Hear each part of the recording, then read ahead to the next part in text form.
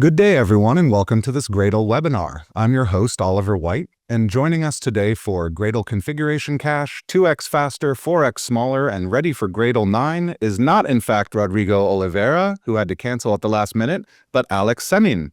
Alex is a staff software engineer on the Gradle Build Tool team who focuses on making Gradle builds of any size and shape scalable and adaptable. We're also happy to have our Gradle developer advocate Oleg Nanashev on with us to answer questions and give tips.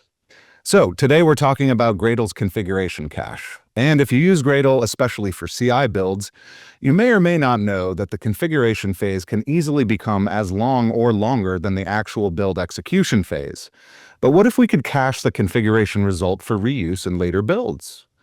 Configuration cache was first introduced in Gradle 6.6 as an experimental feature, and since then we've made a series of significant optimizations.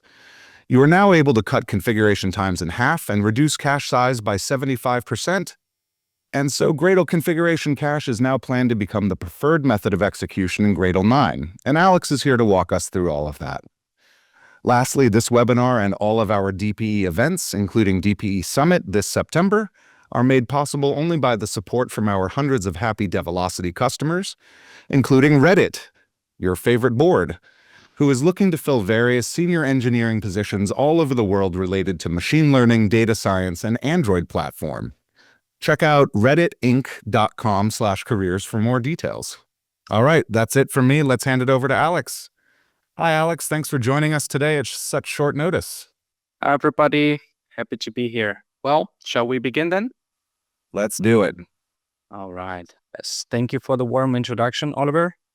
I want to add a bit about myself. I've been with Gradle for a couple of years, worked on multiple things, including configuration cache. And right now I'm going to be leading the next chapter of Gradle performance improvements, namely isolated projects. And hopefully we'll get a bit more time to talk about them today as well. All right. So, but what are we going to be talking about today? That would be happy developers, Gradle Configuration Cache, and Develocity. And believe it or not, they are all really connected together. Feel free to shoot your messages in Zoom chat or in Slack, and the community Slack that we have in the Configuration Cache channel. Our co-hosts here, Oliver and Oleg, would be happy to send your questions our way so we can answer them at the end.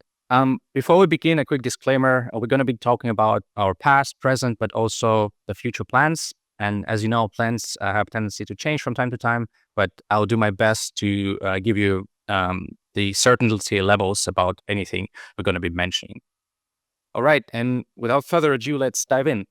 So how do we make developers happy and why? Well, obviously, as a developer, and probably you as well, there's a clear answer. We want to be happy, but even businesses and companies recognize that and invest in build tooling as well as developer experience as a whole, because we see that improving developers' productivity improves the products that we're building. And this is not a coincidence. What we do is hard, and making our day-to-day lives better actually improves the products that we build.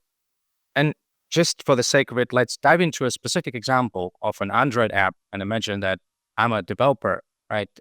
Here's an open source Android app called Now in Android. It's a sort of a standard boilerplate following best Android practices, a pretty well-known app out there.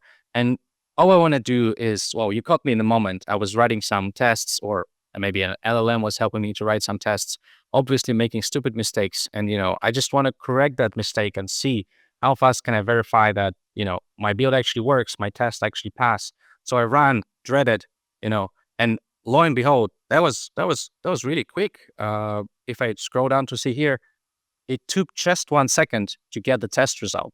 And why is it significant? Well, because this app is non-trivial. It's like 30 projects, all full-blown production application with linting, testing, and what can you have? But still, running my tests, it just takes 1 second.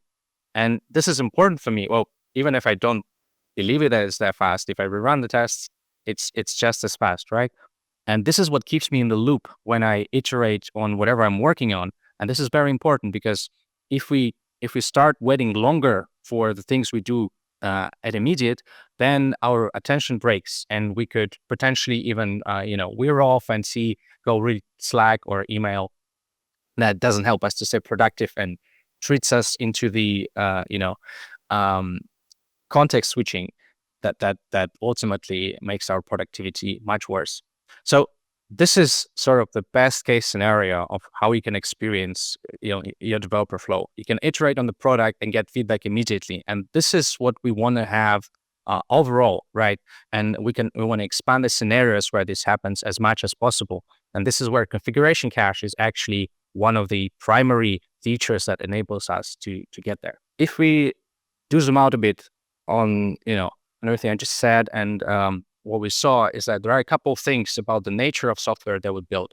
First of all, we cannot ignore that it's hard to do what we do because it's nature of software to be complex. The domains are complex, and describing how we build software is not easy.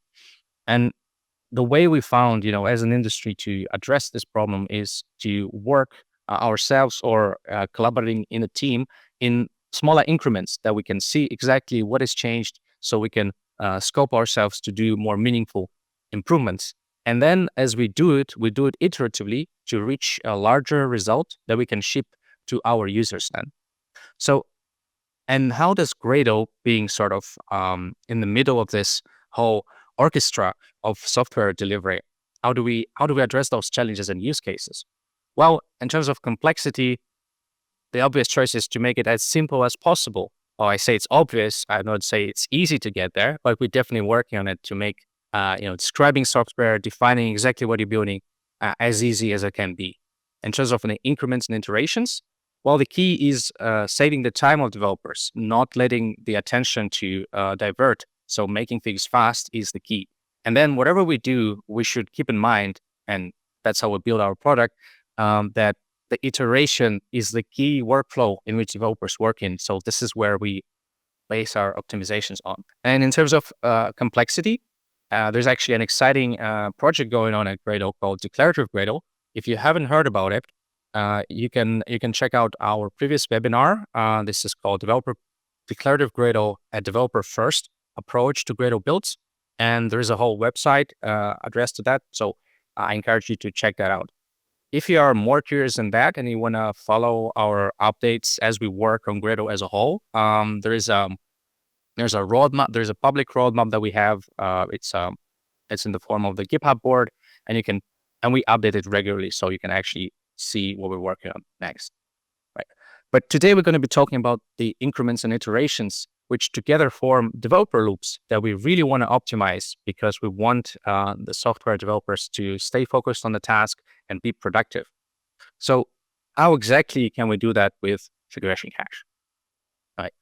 So that we can start off on the same page, all of us, let me give you a quick primer on what actually Gradle is doing when you're running it. Conceptually, there are three phases that Gradle goes through whenever you invoke it. One is initialization, right? Gradle looks at your build, looks at the environment, and sees what am I looking at? It looks for a project structure. Then once that's in place, Gradle figures out what was actually asked to do, what tasks was it asked to run, and figures out everything else it needs to do to actually perform on the tasks requested. And that's where the configuration phase is for. It looks in the project structure and produces the plan to execute, what we call the work graph. A work graph includes things like tasks, but also more advanced things like transforms, for instance. And then once that's in place, Gradle actually goes ahead and runs the thing to produce the results that you were so happily looking for, right? And well, this is what Gradle is doing every time you run it, essentially. So if we want to make this faster, we want to recognize what is being slow in this whole thing. And historically, execution phase was slow enough, and this is where we started our performance journey, so to speak. And we introduced build caching and up-to-date checking to make that phase much faster. And then later on, Develocity came along, brought remote caching to that as well, so that you can share your cache entries with your team and your CI to make things even faster. But then time went on, and projects that Gradle is building were getting bigger and bigger. And what we noticed, and also based on the feedback from our users, that configuration phase started being not non-significant, right? It started growing, sometimes even surpassing in time the execution phase, that one being optimized. And now we set out, of course, a bit earlier than now to fix this, introducing configuration cache, right? And to give you an idea, what exactly does it mean to use a configuration cache? It's easy to draw a parallel with a build cache, with which you're probably more familiar. So the build cache is about optimizing tasks that you run, right? A task takes in inputs like your sources, a Java version and whatnot, and does an action such as compilation, producing the results. Well, configuration phase is very similar in that sense. We already discussed that it produces at the end the task graph or work graph. But what does it take as an input? Well, it takes the project structure, as we've seen, but also environmental things like environment variables, system properties, and other things that you observe or read during the configuration. So once all of that is accounted for, right, configuration cache can in fact store the whole task graph somewhere on disk. So the next time you run your Gradle invocation, Gradle can skip the whole configuration phase and jump right into the execution, making the entire build much faster. That comes, of course, with some additional constraints that were not in place before, and this is why configuration cache is an opt-in feature that you need to enable.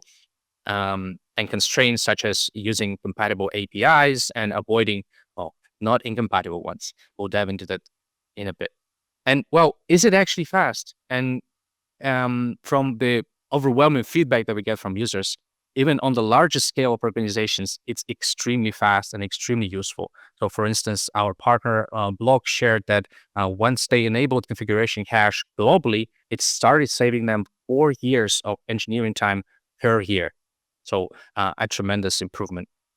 And well, that's a quote. That's always nice to see quotes, but can we really, see that in action? Can we figure out and to go ourselves with the actual thing? So if you go to your app here, you might have noticed when I highlighted the time it took to run the build, there's also this link being published, which is called a build scan.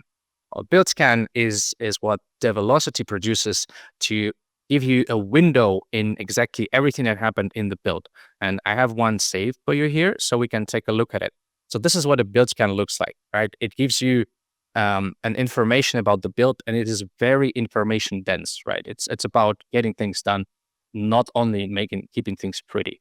And so here we have the timeline of the build. What just happened is, I ran the test, and we can see that here. And a couple other things, like here is the initialization and configuration phase, just pretty small compared to execution. So exactly what we were looking for when we were getting this cache hit, actually running things fast. And something else you can notice is that all the tasks here were running in parallel. This is also something that configuration cache provides for us, improving the performance of the execution as well. Well, but what can the build scan tell us about configuration cache? Well, first of all, can we actually know that configuration cache was enabled? So for instance, you can go to switches here and see that there's a configuration phase line that says, well, it was enabled. So you can rest assured. But you can dive into much more detail than that. Right. First of all, you can go into the performance tab and see the split between how much time it took to do each phase that Gradle went through. And here, configuration took less than 200 milliseconds, so it's pretty fast, even though execution was also fast. And there's a dedicated tab for configuration where you can see much more detail about specifically configuration caching being in place. So first of all, you can see it was a hit. So we loaded things fast. You can see how much time it actually took to load the thing and how much storage does it take on your computer. But what's interesting as well, we can figure out how much time do we save, or learn at least about that. You can see the origin build scan. So if we navigate there, so what does it mean? What's an origin build scan? Well, it's a build scan that happened when I ran the build before, and it stored the work graph. So I can see what work happened then. So first of all, it was a miss, right? There was nothing Gradle could reuse at that point, so it had to store the state. It also explains why it actually had to store the thing. Why wasn't it saved before? And in this case, it's pretty funny. I didn't realize I updated my operating system overnight, so I could not reuse the state of the build. And Gradle happily informs me about this here. And you can, of course, see additionally things like store time and other related stuff. What's interesting here, though, is how much time we actually save. So if we go back to this build time that we saw before, we can see that that time around configuration actually took 30 seconds. So if not for configuration cache, I would have to wait 30 seconds to get the results of the test that I just ran. And since I iterate a lot when I develop, that would be the cost I had to pay on every run. And this is for a mid-sized application. The larger your application is, the larger the configuration time could be. And of course, the opposite is true. The more savings you can get by using the configuration cache. So that's totally worth checking out. And right, so this is a lot of the details that build scans can provide you when you want to dive into that. If you are not familiar with how to get a build scan, that's actually extremely easy. If you are running things from your command line, all you need to do is there's the command line right here. So you type your Gradle thing, a task, and -- scan. And this is going to create a build scan that's that you can publicly view, and this is entirely free. If you want to try that out with tests, you can also go to the test configuration that you had here and add the same thing at the end and run your test and see the build scan pretty much the same that I just showed you. So feel free to dive in. It costs nothing to try. Okay, so we already went through the things you could do with the velocity and build scans. Let's look a bit back, and as Oliver already mentioned, configuration cache has a larger story behind it in terms of it didn't appear overnight. In fact, it was introduced way back in Gradle 6.6 as an experimental feature, and then it slowly developed to become stable in Gradle 8.1. By stable, what we mean is this feature is not going to undergo any sudden changes without explicit deprecations or warnings towards the user, so we can use it reliably. And if anything is about to change, that would happen only in major versions with sufficient communication beforehand. And now, peeking a bit into the future, we want to make configuration cache as preferred mode in Gradle 9.0, and going further, we want to make it enabled by default in Gradle 10. That's our goal.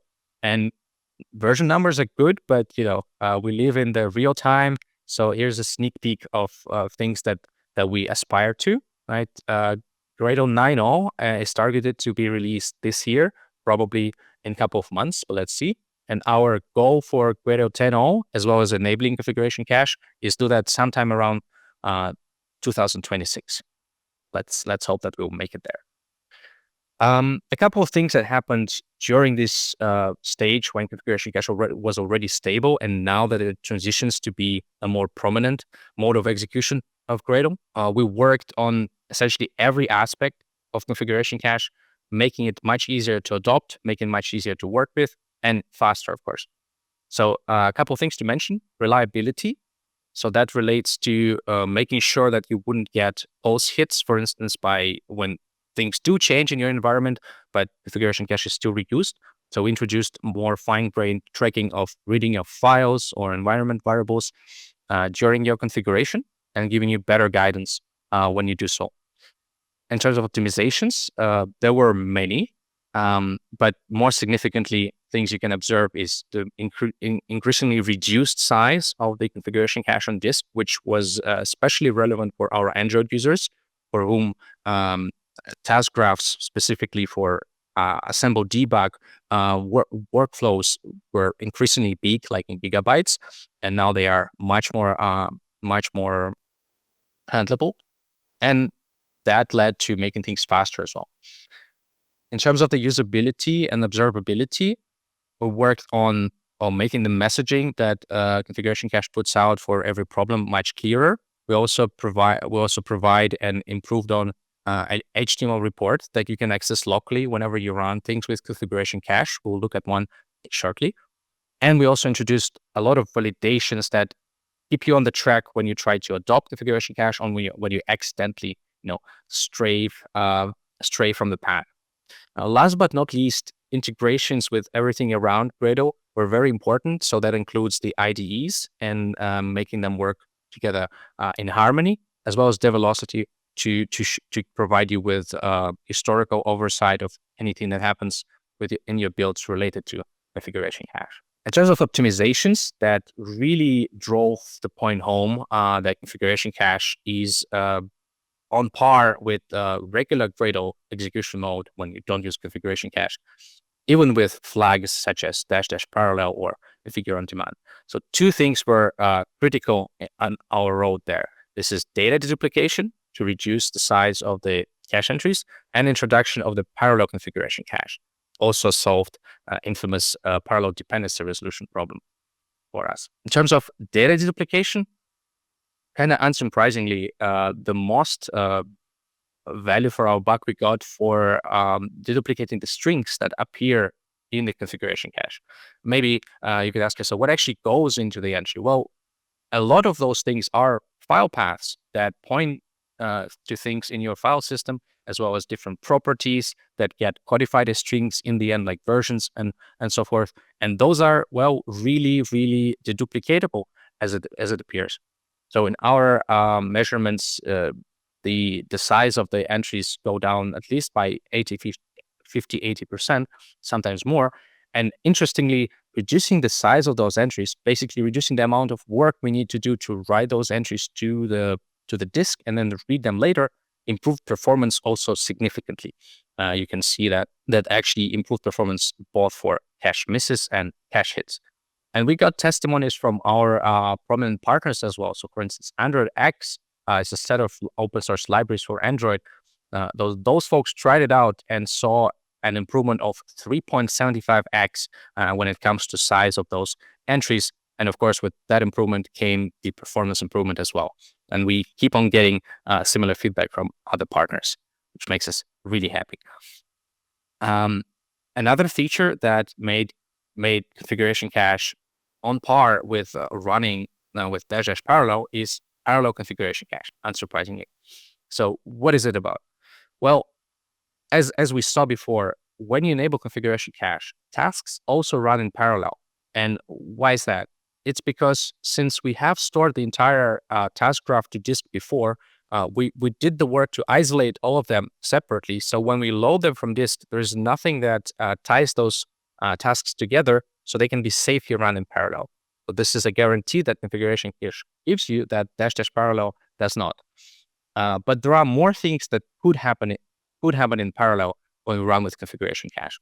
Well, one thing that could have happened in parallel is project configuration, but it's a much bigger story. So that's not part of parallel configuration cache. So with parallel configuration cache, projects are still configured sequentially, so you can rely on that. And this is an assumption that's been in many builds out there. We're going to be addressing that with isolated projects as we go forward. But for this, project configuration is sequential. So what is parallel then? And how are dependency downloads parallel? So what we make run in parallel is the step when we take the work graph that we found and store it to disk, and we can do so independently per project. And because that work cannot guarantee there's no relation between this specific project, that these projects don't share mutable state, it's an opt-in feature that you need to enable by yourself. However, even though the store configuration when it runs in parallel is opt-in, the loading part can always run in parallel, and that's the improvement you get for free, even if you don't enable -- parallel. So in that sense, if you didn't try that out yet, we definitely encourage you to do so, because parallel dependency downloads in our experiments sometimes is a dominating factor of the length of the configuration phase. So make sure to try that out. In terms of improvements, we again saw very significant improvements on synthetic builds that we have. Those include mockups of the largest builds, including Android ones that we know of. For instance, builds that have literally thousands of projects in them. And again, because of the parallelism that it unlocks, both the hit scenario and the miss scenario were much faster. And other partners also share with us the improvements that they observed, like reduction 50% time with more medium-sized project, like 600, which resembles a decent Android app, as well as cutting down the storage cost time and the entries on disk. Right. So we've seen that there is an overwhelming evidence of configuration cache being fast, and we saw that firsthand on just trying out some Android builds, but what it actually takes to adopt configuration cache and what does it mean to do so.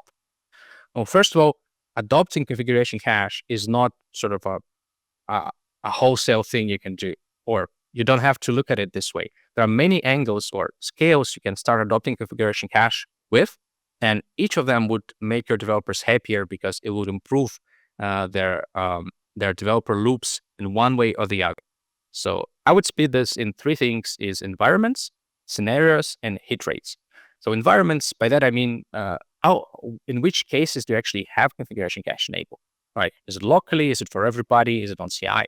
Scenarios is when you enable configuration cache for your specific workflows. One workflow could be, well, running a test. That's perfectly fine to have your configuration cache enabled there, but maybe you're not ready yet to do so when you build your documentation, for instance. That's totally fine. And configuration cache gives you an ability to adopt it progressively, right? A bit more advanced scale is hit rates. Is once you sort of adopt it to a degree in some scenarios, you can start tracking how often do you actually get cache hits, and can you maintain that hit rate high? So again, making sure that on average your development loop is faster and faster and faster. Let's dive a bit deeper into each of those. So let's start with scenarios. And let's imagine it's just you trying out configuration cache the first time. Your colleagues maybe don't even know about it, right? But you saw the potential and you wanna really give it a try. So what can you do? First of all, you can enable it just locally for yourself in your Gradle properties file, or when you run things from a command line to see sort of where you are, how much work would you need to do to make sure your build is compatible. And you can start really small, right? You can start with running things like help task that basically only configures your project, but doesn't try to do anything advanced. And you can address the problems that configuration cache would explain you that are present. And then you can continue expand the scenarios, such as try out running a single test task in your utilities projects. That can already be an improvement. You can also, for this stage, you can also use a dry run. That would, again, not run the tasks themselves, but will allow you to discover issues in your configuration logic that runs unconditionally, essentially, decoupled from the tasks that you ask the Gradle to run. So it's a useful tool. But don't be scared, because we provide a lot of useful tools for you to navigate the complexity of adoption. And one of the main ones is our HTML report. You're probably familiar with test reports that we provide. Our configuration cache report is an advanced version of that, also really pretty. I'm going to show it in a minute. One other tool you can use to try and see how far away are you with making your build compatible is enabling warning mode. So, a fair warning, what it does is ignores the problems and tries to continue as if nothing happens. It provides you with a value of seeing many more things you can fix, sort of giving an overview, while allowing you to dive into a specific one and try and fix them. But use that sparingly, because it's a troubleshooting tool rather than something to keep on indefinitely, right? And the way configuration cache allows you to adopt it progressively is through isolating specific tasks that are not yet compatible in your build with configuration cache. And we have an API for that. It's a method on a task called not compatible with configuration cache. Likely you're able to discover that in the IDE completion as well. So what it does is it says, like, this specific task, whenever it ends up on the task graph, Gradle will make sure to know that, well, this time around, we cannot really use configuration cache because this task was present. But in all other cases, maybe in more frequent scenarios, you would still be getting the cache hits as you can. And of course, making your build logic compatible is not the only thing you need to do. All the plugins that you use also need to be compatible whenever their tasks end up on the task graph. And we've been doing a lot of work to help community adopt this. And there is also a tracking issue that you can validate to see if the plugins that you use are still there and not yet compatible. But of course, what we encourage you to do is reach out to those plugin authors and ask them to fix the issues to unlock all the benefits that we've seen for the rest of the community.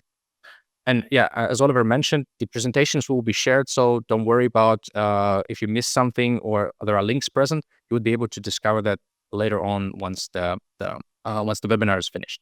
So I've been talking a lot about this configuration cache report. This is actually an example of one.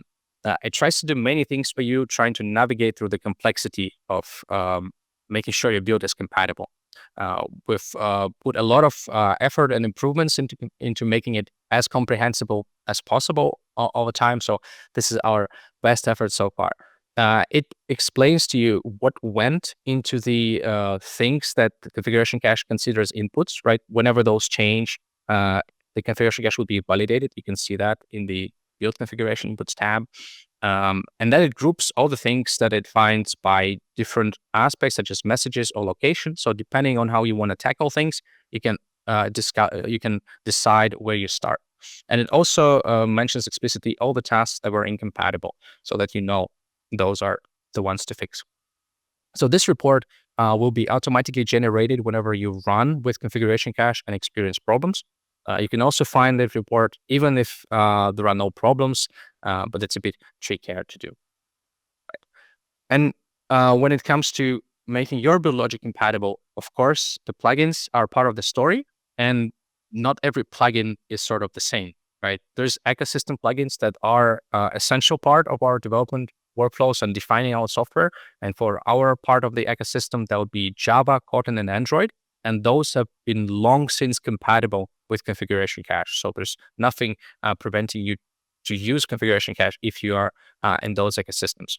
When it comes to core plugins, every plugin that Gradle ships with its distribution, we are almost entirely there. There's basically one outlier, which is Maven published plugin that is not compatible in some scenarios. So not all the time. And we are committed to actually fix this in Gradle 9.0 so that there'll be no excuse whatsoever. In terms of community plugins, as I mentioned, we've been working with community for a long time. Many most popular plugins on our plugin portal have also been compatible for a long time. And I want to mention explicitly that after Gradle 9.0 in the timeline, we want to run a dedicated effort to help the rest of the community or other popular plugins to get over the threshold of adoption, so that, again, configuration cache becomes a ubiquitous tool for everybody. Right. Getting back to the scales of adoption that I mentioned. So we looked in the scenarios, all the different ways you can run Gradle Build Tool and how you can progressively adopt it. But then there is also a scale of when does it actually apply, right? You can start out just on your machine, enable it locally, and enjoy the benefits. Maybe don't tell your colleagues just yet before you prepare a big surprise.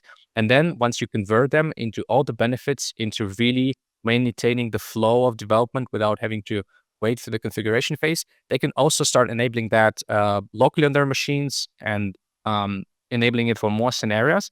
And once that once you see that a significant part or important part of the build is compatible, you should definitely enable it in your version control system so that it's persisted with your project and whoever works on it gets the benefits, right? But probably don't rush to enable it on CI as well. And I'll get to that in a minute. And again, while you progress on that scale, right, there's nothing wrong with keeping some tasks incompatible for longer. If you don't use them that often, if they are not part of your release pipeline, then it's not necessarily as bad.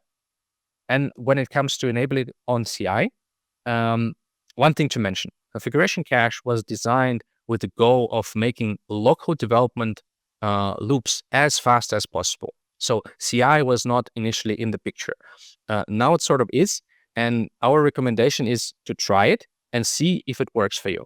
So what is the caveat there? The caveat is that making sure you can get configuration cache hits on CI is pretty hard due to some fundamental constraints, but you get a lot of benefits as well. One benefit is that once you have configuration cache enabled sort of everywhere all the time, there's no way anymore that the problems can creep in, removing the productivity benefits, right? Your build would stay compliant whenever other developers merge their stuff into main, right? But other benefit is even though there is a bit of overhead for CC to store the data on disk and load it, it comes with the parallelism of tasks that you saw.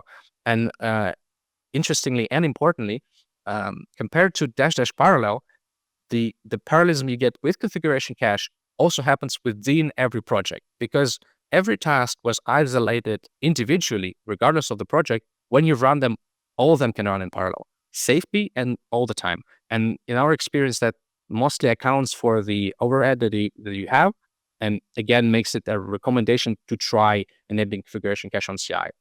And it's okay if it doesn't work yet, right? But don't try it immediately. And the last scale that's I sort of identified that you can progress your adoption on, also sort of independently, is once one of your scenarios, for instance, is compatible with configuration cache, and you chose a couple of environments where this works, you want to work and ensure that you can get configuration cache hits as often as possible, because that's what, again, keeps you in the loop. And what do we mean by this? So configuration cache hit is something when you run Gradle before with the same tasks. The task graph was stored on disk, and then you do the same or a similar thing afterwards, and you get to reuse that graph. But sometimes smaller things change that make it so that the task graph cannot be reused. So you wanna get to the point where the cases where this happens are as small as possible. And we did a lot of work on our side as well. We collaborate with IDE vendors to make sure some common scenarios that you do in your IDEs when running tasks are actually not invalidating configuration cache. So that includes things like running different tests in your test suite, for instance, would allow you to reuse configuration cache. Or when you switch between debugger and non-debugger mode, would also allow you to reuse configuration cache. And what you can do is you can either use the the configuration cache report to see the inputs that go into your configuration and find the ones that are suspicious. Maybe you read an environment variable that changes frequently, like a token that's actually not used in your configuration or not often. You can either remove that input in its entirety, or you can make it lazy so that it goes directly into your execution phase without affecting the configuration phase. And again, this would improve your hit rates, keeping your developer loops much shorter, keeping you happier. I have to note this is a bit more of an advanced step. So depending on where you are with your configuration cache adoption journey, maybe don't jump in there immediately, but do consider it once you are more mature in that scale. One thing to note is if you go full on adopting configuration cache, enable it all the time, your last goal essentially is to keep that hit rate as high as possible. And on an organizational scale, what you want to do is you want to have some metrics you can track. And Develocity here comes for a save again, acting as a data warehouse. Well, all the build scans that I've shown you, well, they contain a lot of data, but you can also look at it in a sort of perpendicular way historically and track what actually happens with your builds. How often do you get cache hits and so on? So what you're looking at is a screenshot of an add-on that we have that is called a visualization of the Develocity data. It's built on top of the Grafana dashboards. And what it allows you to do is it allows you to build fully custom dashboards, approaching sort of the optimization of your developer loops from any angle you see fit, depending on your organizational structure. But things that it can definitely do is it can show you how much time you save, or it can classify what are the most frequent cases of invalidation of configuration cache, or simply tracking that hit rate and making sure it's high enough as you progress on the adoption scale. Right. One thing to mention, and how are we on time? I guess we have about 5 minutes left. Is, well, probably inevitably you're gonna face some complications with adopting configuration cache. And as I mentioned, there are already a lot of built-in tools to use that. And we try to make this adoption journey as smooth as possible. And there are a lot of things that can help you. So configuration cache report is the tool. It's immediately there. You can always consult it. The warning mode that I mentioned unlocks you to see more stuff. More stuff that happens in the build. Everything that needs to be fixed gives you an overview. Incompatible tasks allow you to adopt configuration cache progressively. There's one more thing, a more advanced one, is integrity checks. Sometimes concurrency issues can creep in, making it hard to diagnose that the entry you have on disk is actually invalid. So you can enable integrity checks to validate that. They are not enabled by default because they come with performance overhead, storing much more information, debug information that you can use to understand the problem. I linked to the docs, you can check it out later. And when it comes to things outside of the Gradle Build Tool, there's of course the velocity that allows you to track the problems that people in your team encounter with configuration cache over time historically, and this visualization kit I mentioned. On a more advanced side, and we're probably not going to dive into this, you can even use tools to dig into the details of each configuration cache entry and see what ends up there. That's a lot of optimization potential. Is if you figure out things that are big, that are stored there, that are not useful, if you find the ways to remove them, again, making the entry smaller would inevitably also make the performance faster. And you can have tools that allow you to debug the entire configuration phase in depth. To quickly go through them without diving too deep. So this is develocity showing you the failures dashboard that showcases that there are, well, looking at the timeline here, there were no problems with configuration cache whatsoever, and slowly or surely that started to creep in. So that's a cause for concern and well, an opportunity to try it out. You can also see that's it's experienced by multiple people on your team, so you know it's not a fluke. So you should actually try and address it. Right. This is the tool to inspect entries. I linked to that here, and this is a tool to visualize in absolute detail what everything that happens in the configuration phase. Again, very advanced tools. Probably you don't need them, but be aware that they exist. All right. So that was a lot about the current state, everything that's been before. But let's be a bit more clear. What is our plan going forward with configuration cache and beyond? Right. I did mention that we want to make configuration cache a preferred mode in Gradle 9.0, but what does it actually mean? Well, first of all, it's a message to the community for anyone who's either somehow not aware yet or did not have the time to adopt configuration cache. This is a message that we are really committed to making this the way Gradle works in the future. And this preferred mode gives people a bit more time to migrate and well, have a clear message about that. We're going to be taking active steps, such as nudging users about that this is going to happen and that your builds are much likelier to be faster and also safer with configuration cache. Right? We're going to make the suite of core plugins fully compatible with configuration cache, so that when you use configuration cache with those plugins, there will be no problems that you see. They would just work. And of course, we are on the journey of removing APIs that are incompatible. So what this means is there is a lot of historical APIs that were sort of designed in an unsafe way before we knew about the need of the configuration cache. And following Gradle's practices, we slowly deprecate them. And we've been doing that since configuration cache became stable in 8x. We've been deprecating them. Some of these APIs are going to be removed in Gradle 9.0, and we're going to continue deprecating and removing things going forward. So we're going to deprecate a couple of things in Gradle 9x line sort of towards Gradle 10. And what else is going to happen? Well, as I mentioned, we're going to do a very conscious and focused effort on helping the rest of the community adopt configuration cache, especially the plugins, especially popular plugins. We're going to continue to work on the APIs and provide compatible replacements for them if there are still none, but I don't think that's the case. But there is also a lot of work we can do to still improve configuration cache. So, for instance, speaking of hit rates, we can go more fine-grained on other aspects of Gradle, such as Gradle properties. So today, Gradle properties are treated as a blob when it comes to configuration cache. If anything changes, well, Gradle cannot guarantee that it didn't affect configuration. So we're gonna address that going forward. And there's also a lot of experiments and research going on in other areas of improving configuration cache. For instance, we're looking into ways to store more than one entry whenever you run tasks with Gradle. And this could be useful in many scenarios. Again, for instance, when you're switching between branches or some other input isolates back and forward when in your development flow. And we don't want to drag you out to wait for the whole configuration when that happens. For Android developers specifically, this is useful, for instance, when running tests on different devices or different emulators, again, going back and forth. We shouldn't experience cache misses in those cases, and we're going to work on those. There's more work in terms of observability as well. We're going to make configuration cache problems integrated better with the new problems API. That is a standard way to report problems in Gradle.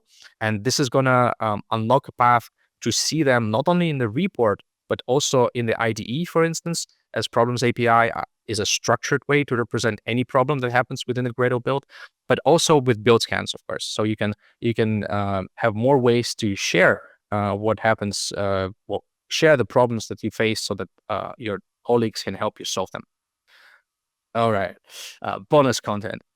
So configuration cache is this initial enabler for performance improvements in Gradle when it comes to the configuration phase.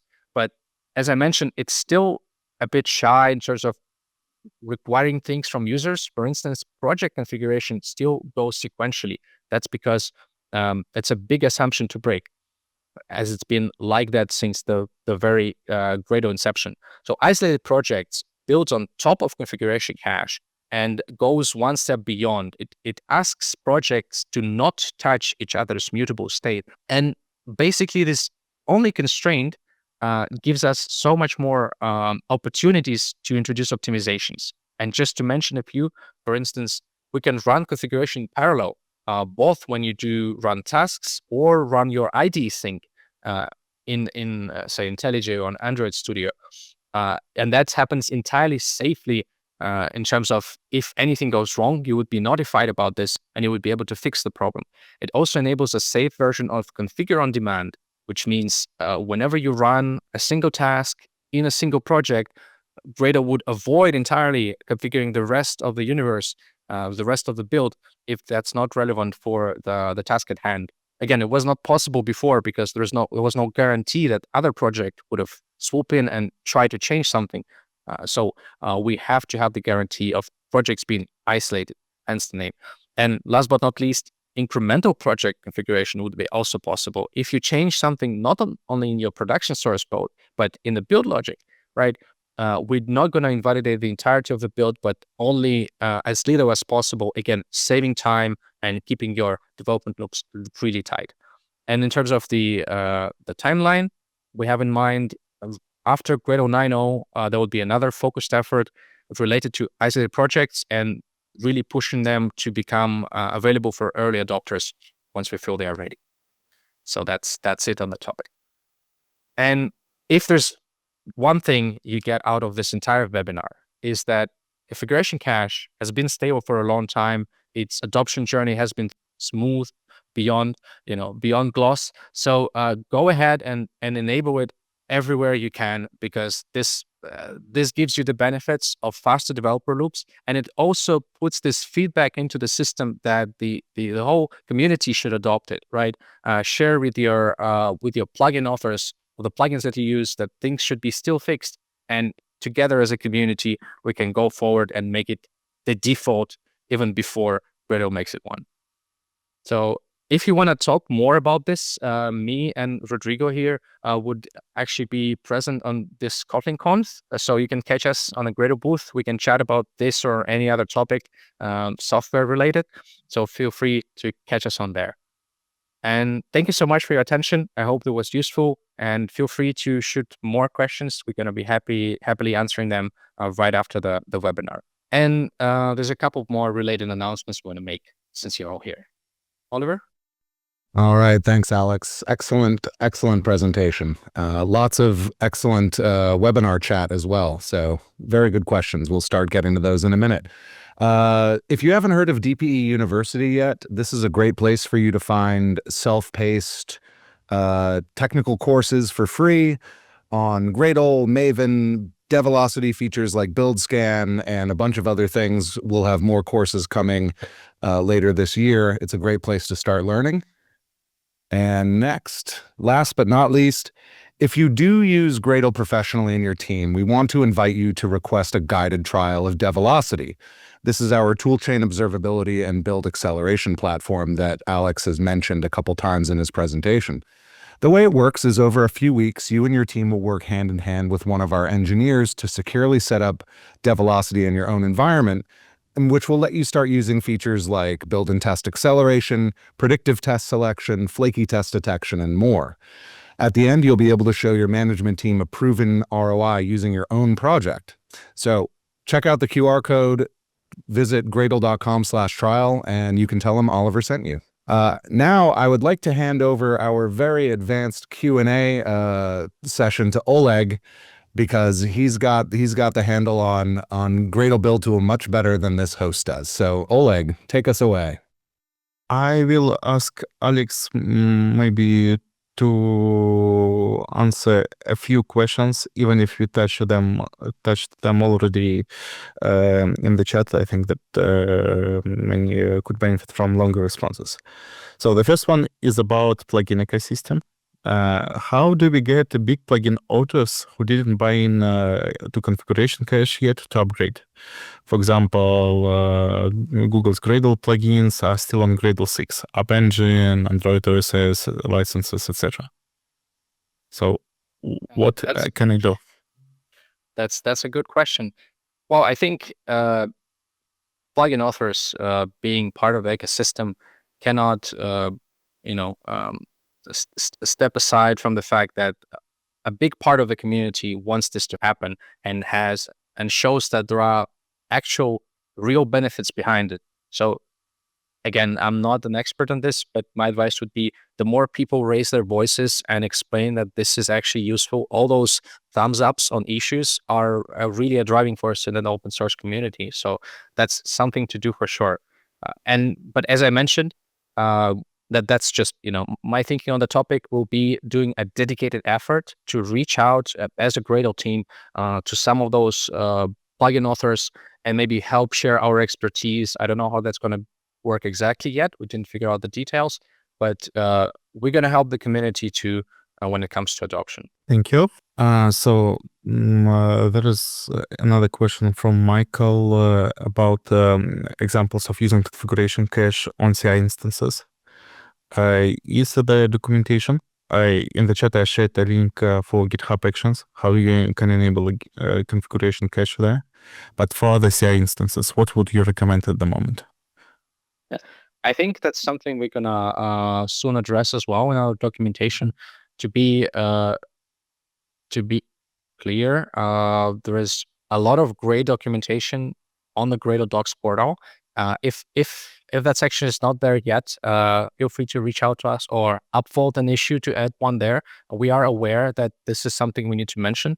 It is definitely mentioned in a recent Gradle Configuration Cache blog post. So I think that's the one.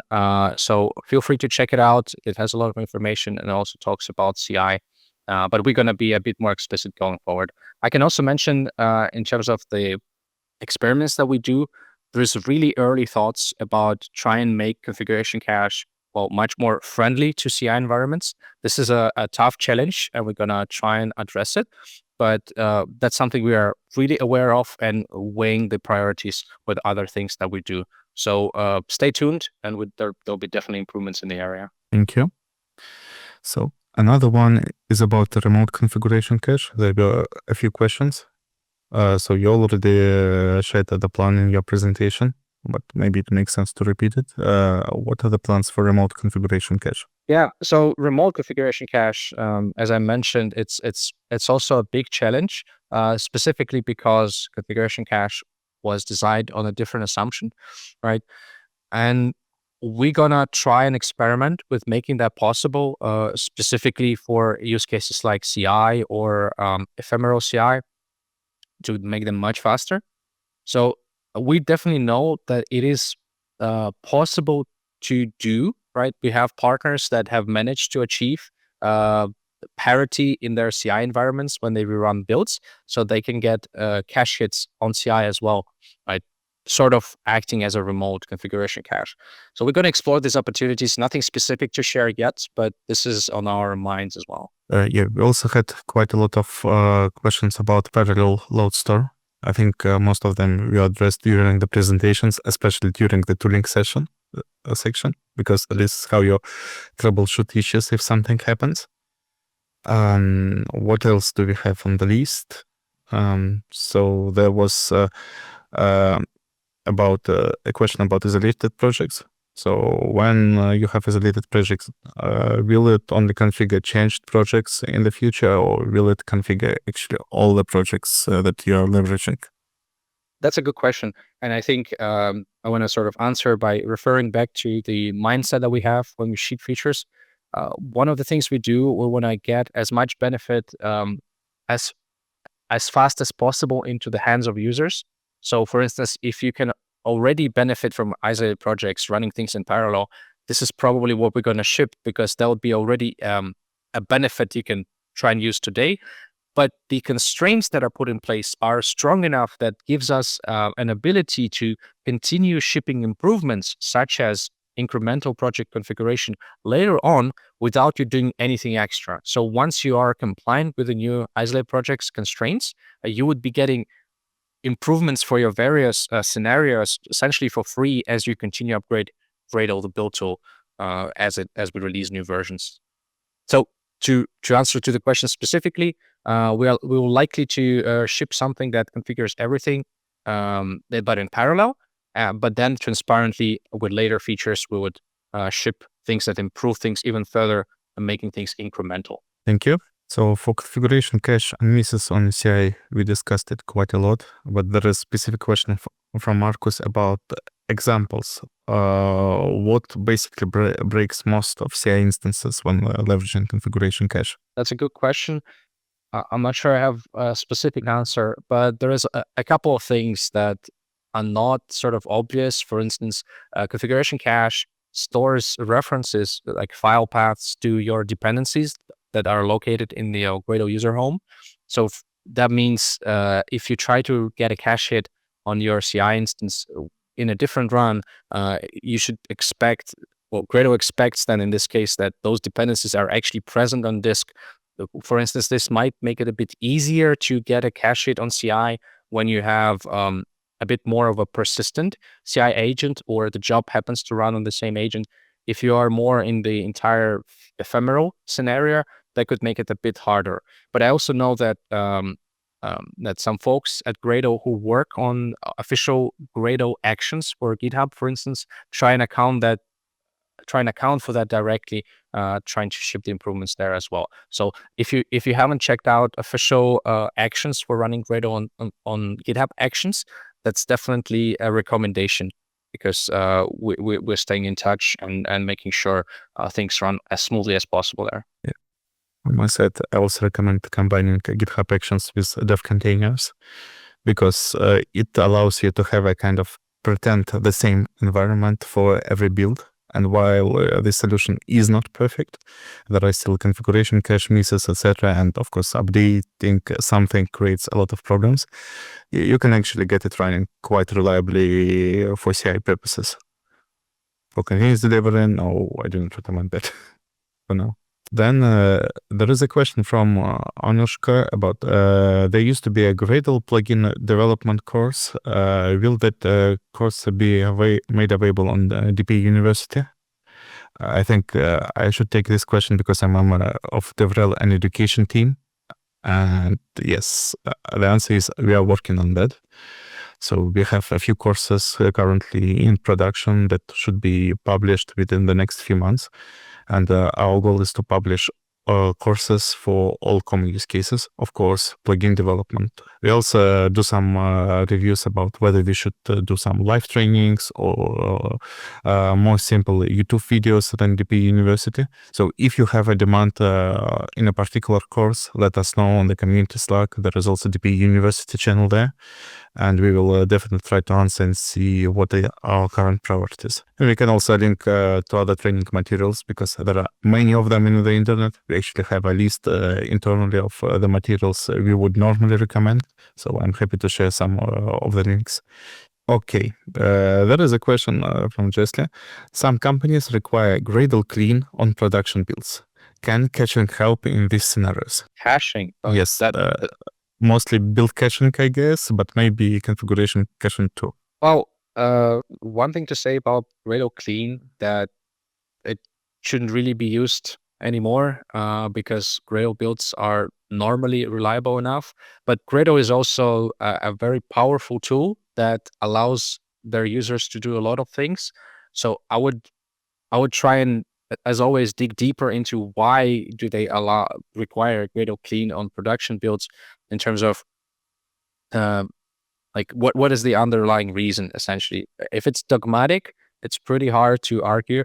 You would need to probably have like community pressure explaining that this is not the case. But if you can dig into the reason why, say, the output could be flaky or why incrementality doesn't work exactly, first of all, if you find a bug, definitely file it with us or try to fix it.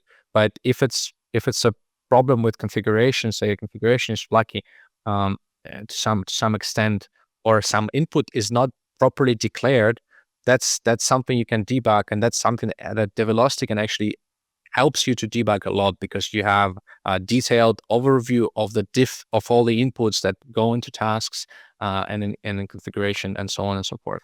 So from our current point of view, Gradle clean is almost never a solution. And if it is, there's definitely some more steps you can do to figure out why. Thank you. There is another side question. It's about either documentation on why task project at execution time is deprecated. Task project at execution time is deprecated. Okay, so this is related to configuration cache, and we actually gonna make it an error to use it at execution time with configuration cache. And the reason for this is sort of straightforward. The premise of configuration cache is to separate cleanly everything that happens during configuration and everything that happens during the execution.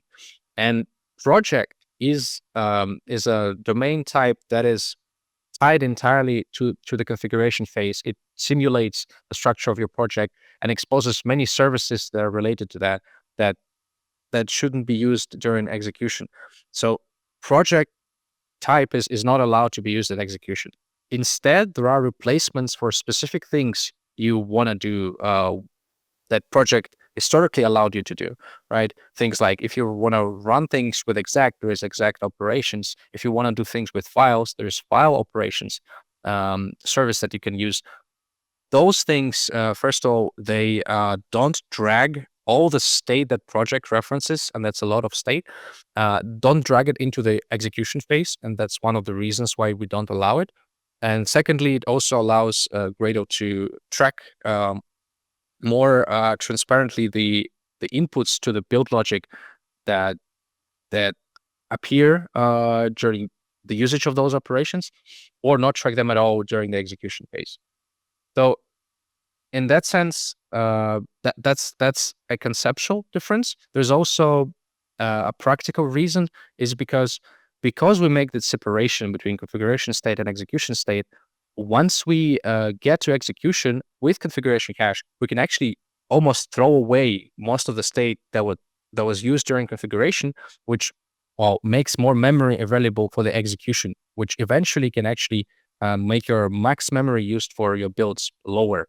And when you get a configuration cache hit, we can basically never instantiate that configuration state and jump directly to the execution, which obviously requires much less memory than you would have in a regular build without configuration cache. Thanks for the answer.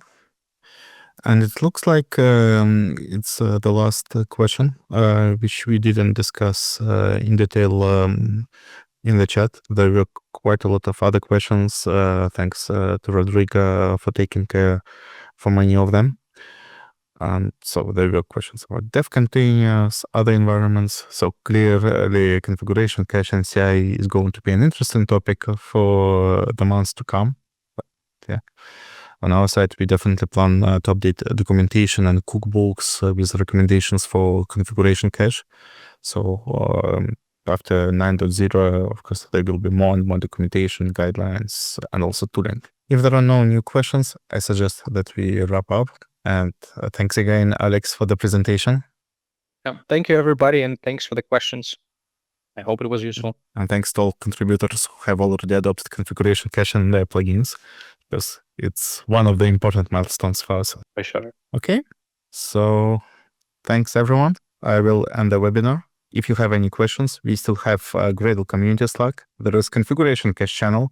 So if you want to enable configuration cache in your projects, check out if you have any questions, compatibility issues. This is a channel where you can ask for help, and we will try to support you best, especially when you integrate your open source plugins with configuration cache, because again, the ecosystem depends on you. Yeah. It's great that we have so many plugins already adopting it. So until the next time, and thanks everyone.